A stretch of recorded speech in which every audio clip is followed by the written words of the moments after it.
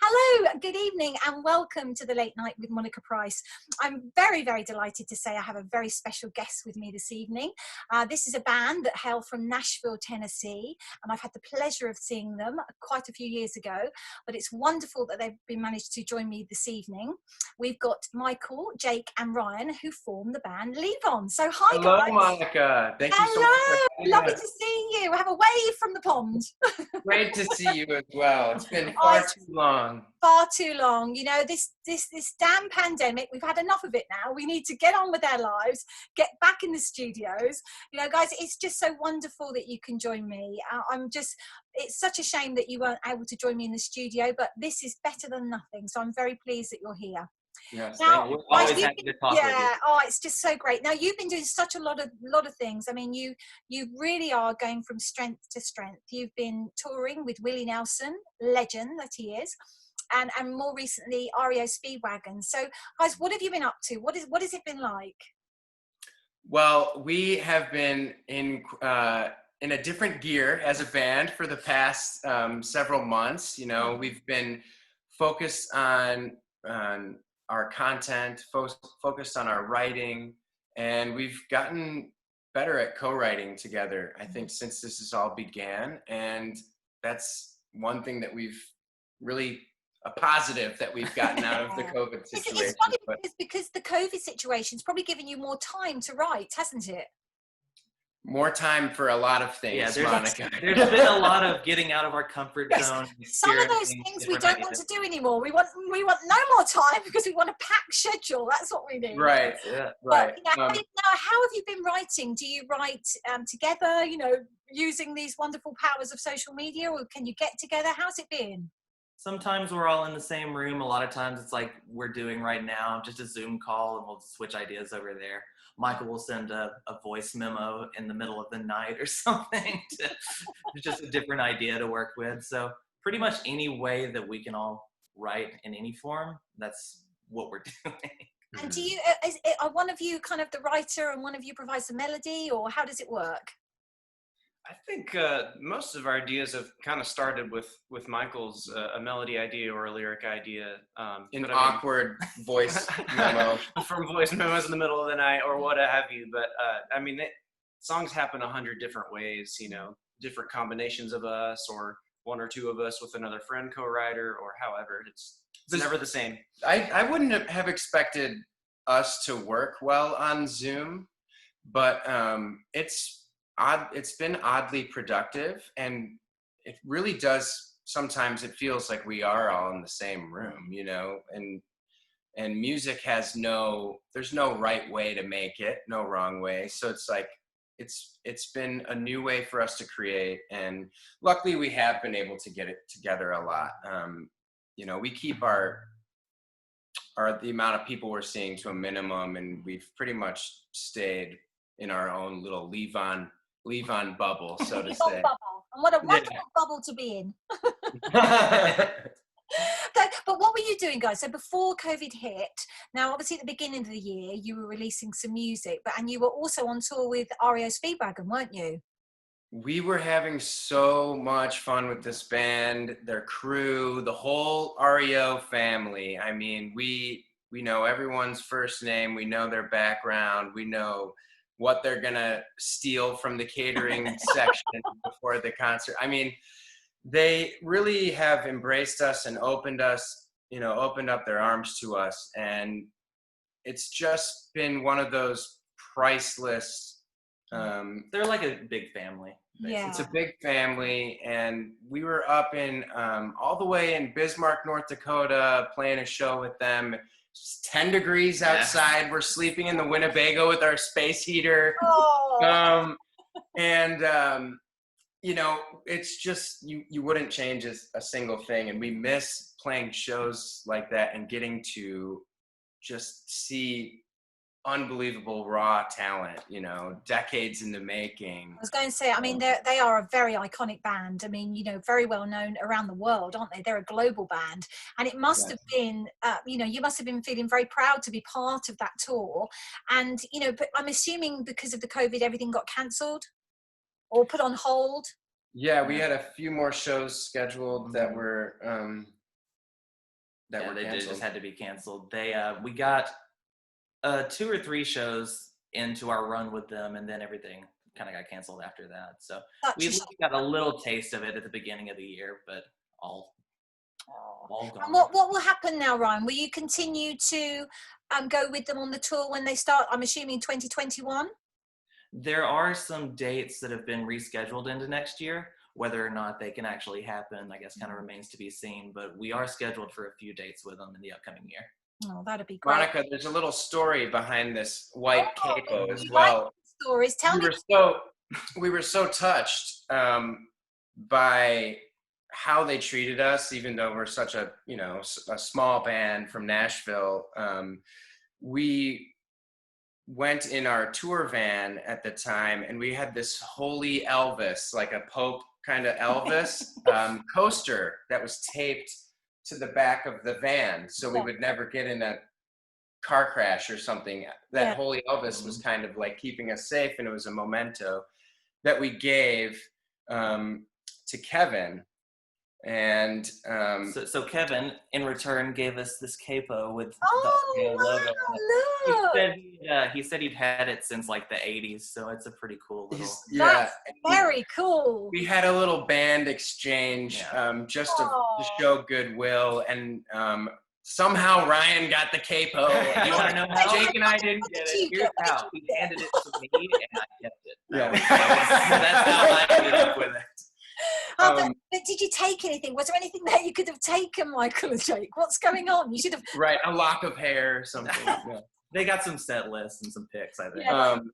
But it's just kind of this little kind of exchange of gifts kind of sums up the relationship. I think we've learned a lot from them, and we have so much fun, and we're just really, really lucky to get to play any shows with them. So it's been a wonderful I sincerely hope that you go back with them on tour when they do I'm on tour. I mean, at the moment, like you here in the UK, lots of concerts have been postponed till next year, and in fact some of them have been postponed to 2022 because of the uncertainty, because as the bigger band, the bigger you get, then the more organization is required, to put on the tour. So, lots of the big singers, the legends that are out there have decided perhaps to postpone it not even another year rather than 2021 because of that, and because of the logistics, really. It's as simple as that.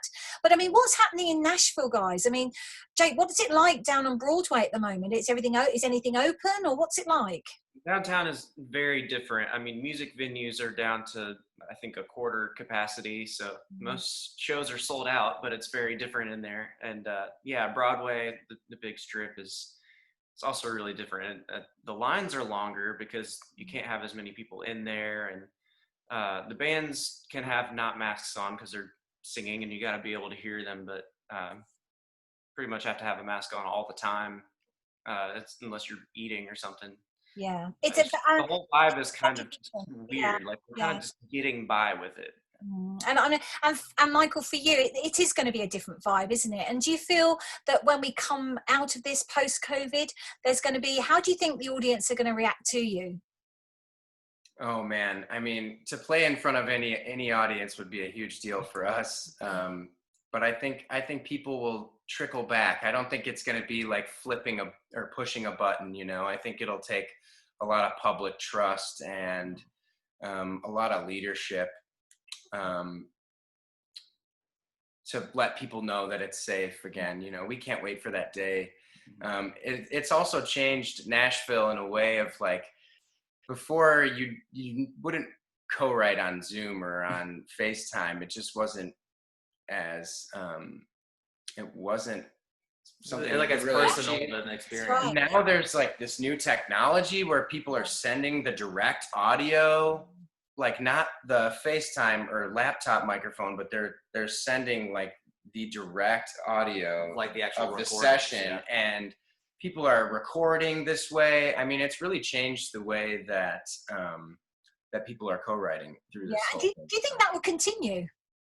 Oh yeah, I think it will, because it's just a lot easier for many people, and in some cases, the really good songwriters from Nashville are working from are working with people from the UK or, you know, far away, other states. And I think it's opened a lot of doors. It's kind of shown us that more is possible than what you think. Yes, yeah, absolutely. And I mean, Nashville, lots of tourists from around the world come to Nashville just for the music scene. You know, it's known, of course, for its country music.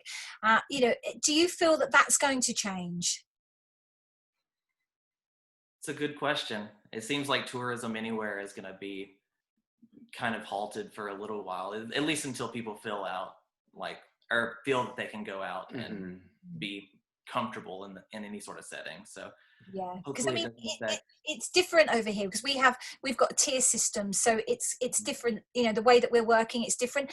Is it the same for you, state to state? Is Nashville completely working completely differently from, say, New York or? Yeah, state to state is very different. You know, where I'm from, Chicago, is like a complete lockdown right now. You can't go anywhere to go out for dinner or anything. It's all order for delivery. Nashville's on a totally different scale, but yeah, I kind of wish we had a national, like a one big response to it, to kind of help suppress the spread. But you know, each state has been kind of fighting its own battle, and in a lot of ways it's just been really kind of hard, and It's very hard. the Yeah, it's very states are struggling a lot. I think the UK is doing You're better handling it than a lot. us. Yeah, you're handling it a lot better than we are. Well, we're hoping, you know, new year, new start. We've got the vaccine, of course, now. So, you know, but we've got a lot of music venues that have, you know, going under or just, you know, or really, really struggling because of COVID. All the theatres have been shut, the bars, the restaurants have been intermittently open and then closed again. You know, is it the same with you guys? Do you feel, what do you feel about the music venues? Do you think you're going to lose some? We have lost a place called Douglas Corner, which was one of the venues I know here it, in yes. town that we had friends working there. The bartender, she was I think her name was like Betsy or something. Yeah, she was so seriously. funny, loud spoken, just wild woman behind the bar that just loved Levon. She would love our harmonies and said, not many people sing 70s harmonies like that anymore. And she'd make my gin and tonic. I'm gonna miss that. I'm gonna miss, you know, those familiar faces and some of these kind of mom and pop joints that have been around forever, little shotgun style buildings. You know, that's what makes Nashville a special place. That's what makes a lot of, you know, wherever you're from, you kind of need those places that aren't just chains, you know. No, exactly. I mean, you've got obviously the Ryman and you've got the Grand Old Opry, which you've played at. I mean, you've played at a few times, haven't you, now at the Grand Old Opry? How is that doing? How is that at the moment? Is that open or is that closed? The Opry for the last little bit, I don't think they took any sort of weeks off or anything because they are the longest running radio show and ever. Yeah. So they didn't take any weeks off. They did cut capacity to 0. So basically they were just live streaming the artists playing live at that point. And I think they've started to allow some people back in the actual building, but I still think they're at half capacity or a quarter or something like that. But which isn't the it's same. still been going strong as far as I can tell. Yeah, you don't get the same vibe though, do you? You know, if you've got lower capacities, especially for artists like yourself, it's, you know, the audience, you feed off of the audience, don't you, as musicians? And it must be so difficult to even play towards a crowd that's half capacity, because somewhere in your mind you're probably thinking, no one's come to see me, even though, you know, everybody wanted to come and see you, but nobody could because, of course, you know, of the situation with the social distancing, etc. But what was it like for you to play there? Oh my goodness gracious. I looked at these two guys and I was just like, man, if it wasn't for them, I just would never have a shot at, you know, being up on this stage. I think so many emotions are running through your body, and it's such a high standard of show. All the crew, everyone that puts on that show, Monica, the people selling the tickets, I mean, it's all one big Opry family, and you feel this togetherness, this family, this it's something that really is not replicated anywhere else. I mean, playing at the Opry it's the best. And thing. then you start to get in your own head. You think of all the people that have stood Yes, on that all the people stage that stood on before that you. spot. Yeah. And that circle in the middle, Yeah. yeah, just And you get really insecure. It could be Yeah, very that's overwhelming for sure. it's like, why do I deserve to even stand here right now? Oh, well, you do, guys. You do. I mean, I had the pleasure of going there, and I saw Charlie Daniels there playing his Oh fiddle. yeah. Incredible, he was incredible, and then so many greats have been there. But I mean, you've been so lucky, guys. I mean, you've played with, you supported Willie Nelson. I mean, the legend that is Willie Nelson. How did that feel? How did it feel? Once again, one of those things where you're looking you're looking inward and you're saying, how the heck Yeah. am I worthy? It felt great. We've played 10 shows with Willie, probably. Somewhere in there, yeah. I mean, that's Somewhere. honestly, guys, you say that, but that is such an incredible thing for you to have done, and We're that big just goes to show, the quality of your music, because it is outstanding. I had the pleasure of seeing. That was the last time I saw you, actually, when you were doing the show with Willie Nelson down in Florida, and it was in the what was the name of the auditorium where you were playing? It was the Pompano Beach That's Amphitheater. right. Yes, that's it. And it was just to be backstage with him. What for me was just unbelievable, because he's one of my icons for myself personally. So, what was it like for you?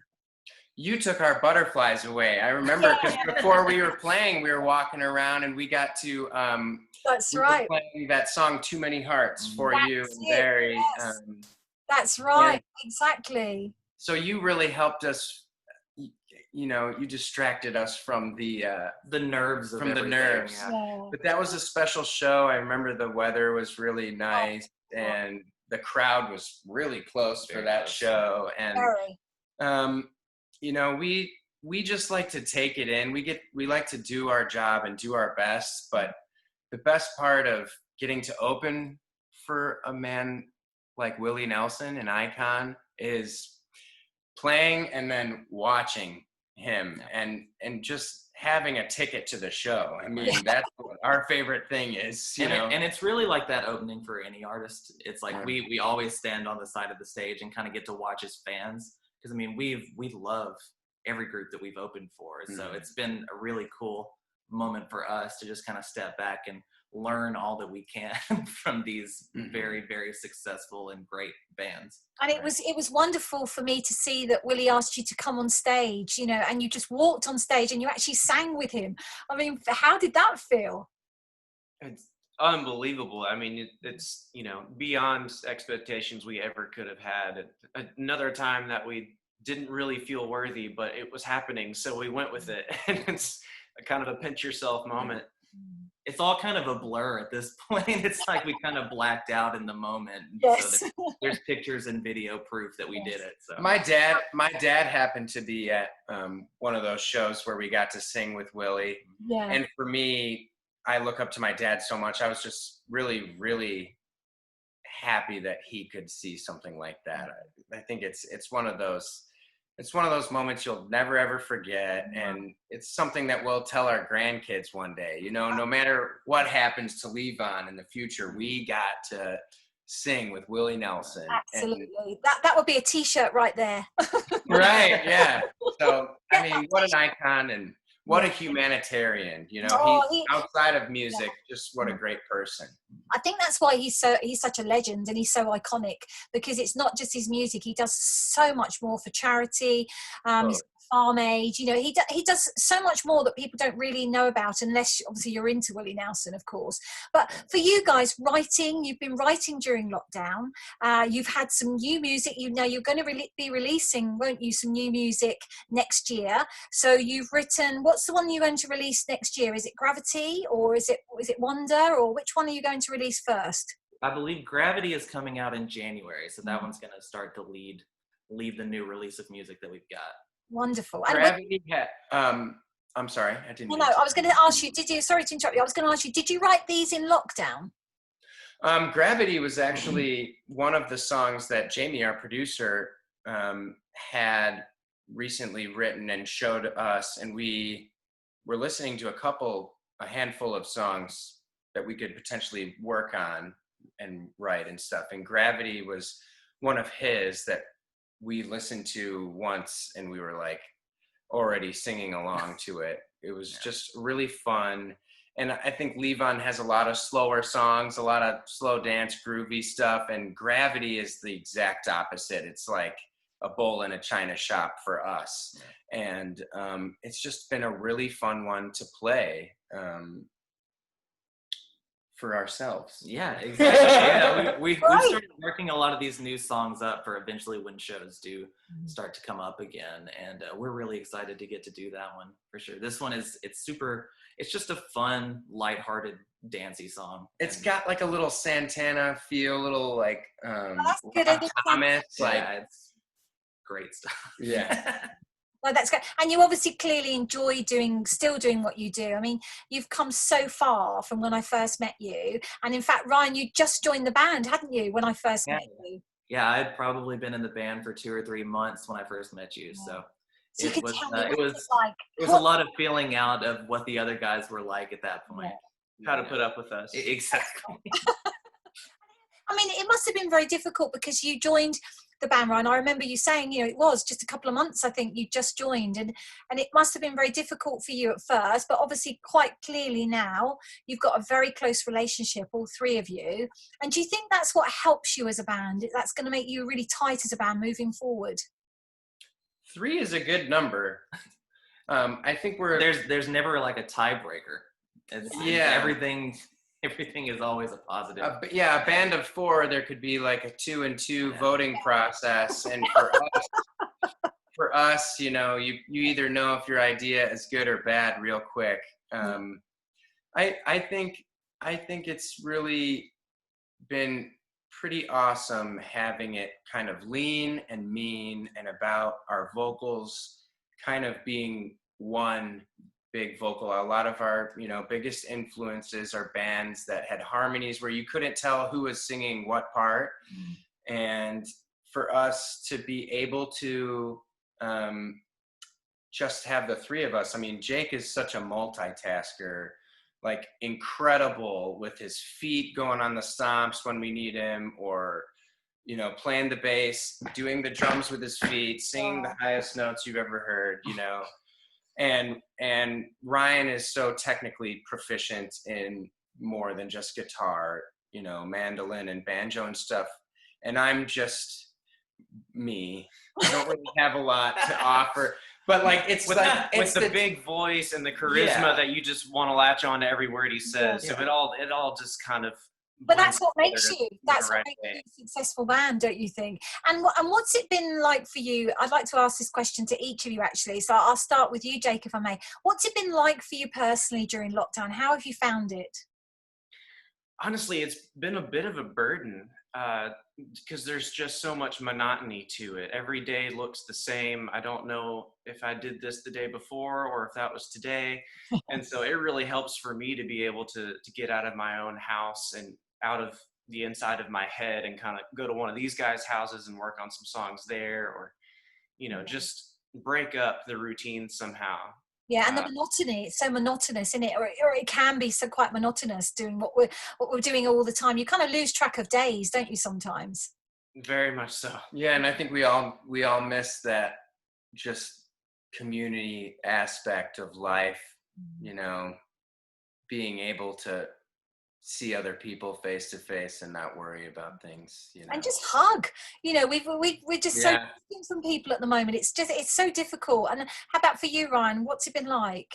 Well, I mean, it's been newlywed, Ryan. Yeah, got married over the. Thank you very much. Quarantine. Yeah, wedding planning during a pandemic is not something I would recommend to anybody.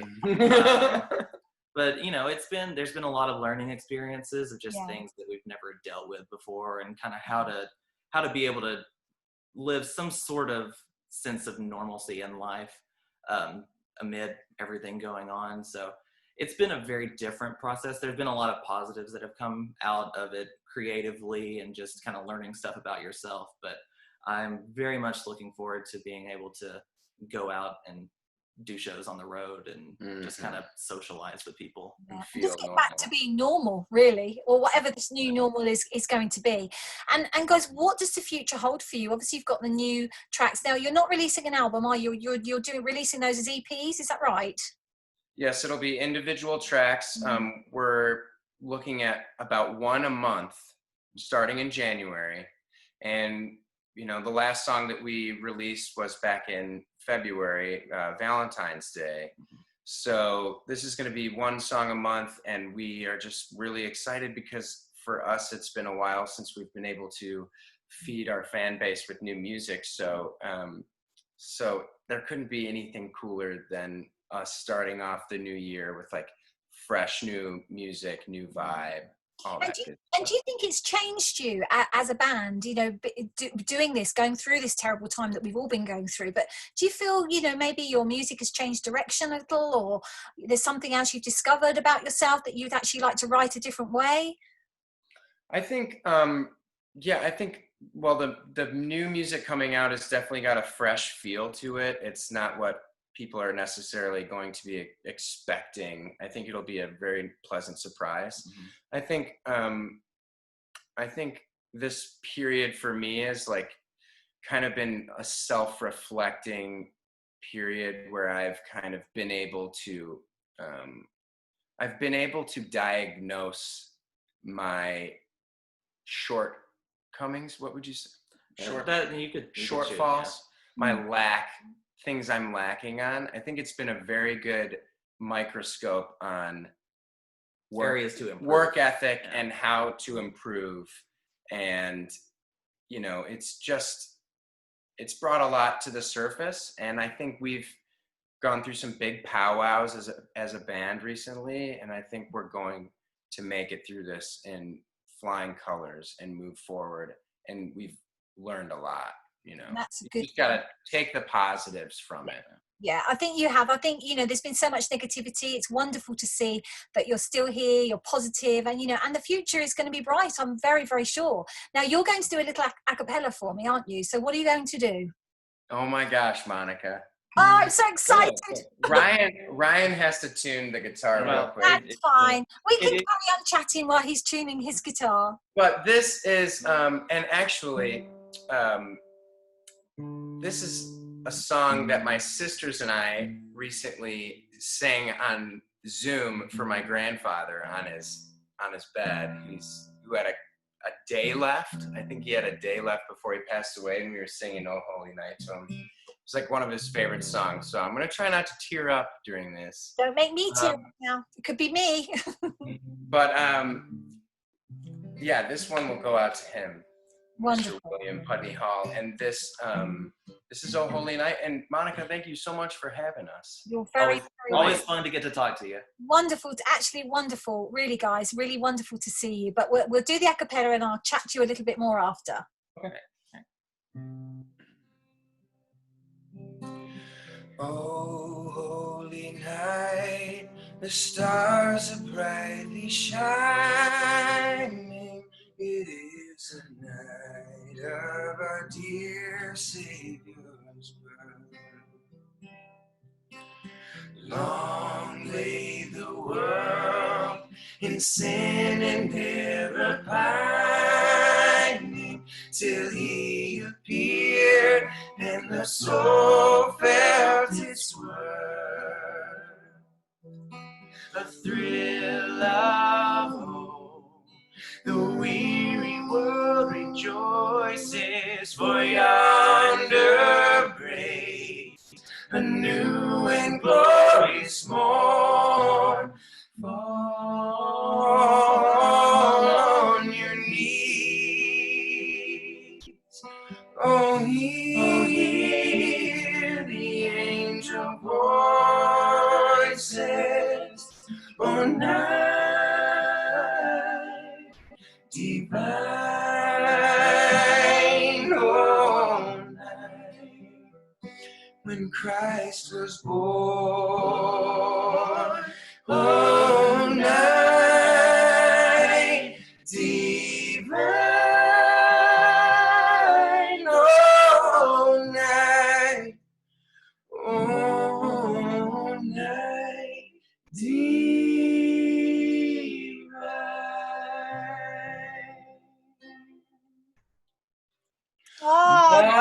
Monica Price.